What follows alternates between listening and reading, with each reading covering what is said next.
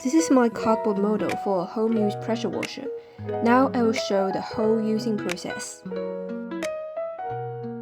First, you take off the spray gun, the nozzle, and the barrel.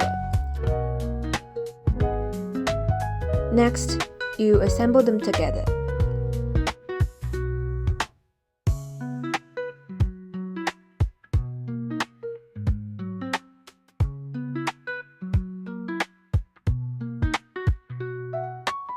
Next, you can change the mode on the controlling board.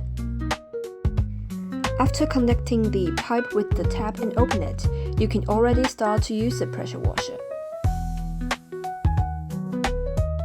If there's any malfunction in the spray gun, you can open the window on it and fix it.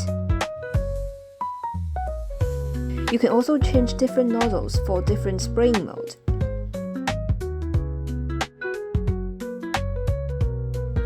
After using, it's also very simple to deassemble all the components and put them back.